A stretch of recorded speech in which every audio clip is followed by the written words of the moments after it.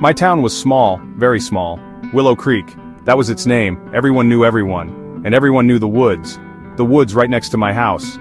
They called them Willow Creek Woods. It sounded spooky, didn't it? It always did to me. Even the name sent a shiver down my spine. I tried not to think about them, but it was hard. So hard.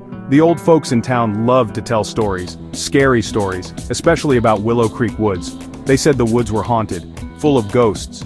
They whispered about strange sounds at night, like crying or screaming. They talked about people who went into the woods, people who never came out. Or if they did, they were different. Changed. I never believed those stories, not really. I thought they were just trying to scare us kids, until that one terrible night. The trees in Willow Creek Woods were too tall, way too tall. Their branches looked like bony fingers, twisted and black, reaching out, always reaching, as if they wanted to grab you. Even in the bright sunshine of daytime, the woods felt cold. A sudden chill would crawl up your arms, just from looking at them. Imagine what they were like at night. Pure darkness, pure terror. My parents always warned me. "Stay away from Willow Creek Woods, Jake," they'd say. Their faces would be so serious, their eyes wide with worry. "Promise us, Jake." I always promised. Of course I did. I was a good kid, usually. But promises are easy to make when the sun is shining, much harder to keep when the shadows start to creep, and the woods start to call. It was late. Very, very late. I was driving home from my friend's house.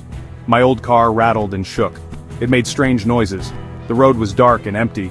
It ran right alongside Willow Creek Woods. The moon was hiding that night. Thick clouds covered all the stars.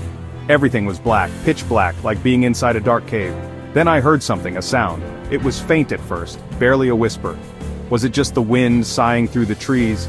No, it was different. It was a cry, a small, sad cry, like a little kid was lost. "Help me," it seemed to whisper on the breeze. Or was I just imagining it? My heart started to pound. Thump, thump, thump. I slowed the car down.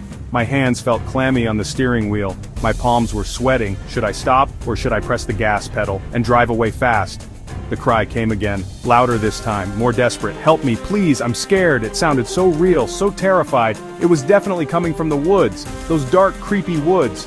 I pulled the car over to the side of the road. The engine coughed, then it died. Silence. Complete silence. Then the cry echoed again. Closer now, much closer. I had to do something, didn't I? Someone out there needed help. I took a deep breath. I opened the car door. The night air was cold. It smelled like damp earth. And something else. Fear, pure fear. I grabbed my flashlight from the glove compartment. Its beam cut a weak yellow path through the darkness, but it didn't reach very far. The trees looked like giant looming monsters. Their shadows twisted and danced. They looked alive. Every snap of a twig under my feet made me jump, my skin prickled. "Hello?" I called out. My voice trembled. Only the rustling leaves answered, or so I thought at first. Then my flashlight beam landed on something small, something lying on the damp ground. It was a teddy bear. A little brown teddy bear. Its fur was matted with dirt and leaves. One of its button eyes was missing. It looked old, and incredibly sad, as if it had been crying. Who would leave a teddy bear out here, in the middle of nowhere? Footprints. I saw them next.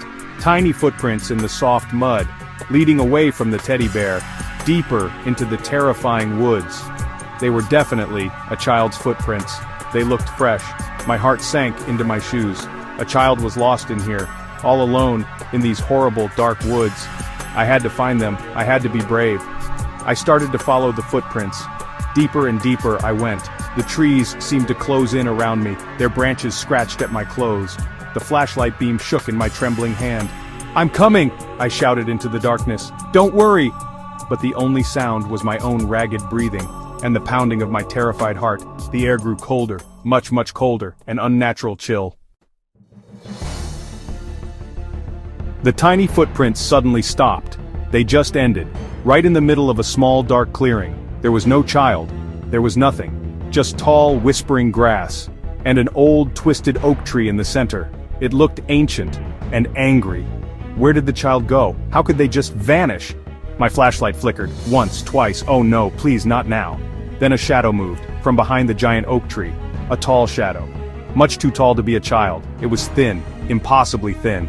Like a stretched out nightmare figure. It didn't make a sound, it didn't rustle any leaves, it just appeared. My blood turned to ice water in my veins. I couldn't move, I couldn't breathe, I was frozen. Then it stepped out from behind the tree. It wasn't human. Not really.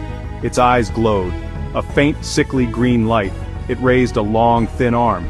The fingers were like twigs, pointing right at me. A horrible hissing sound came from it, like air escaping slowly from a punctured lung. Sssss. I finally found my legs. They started to shake.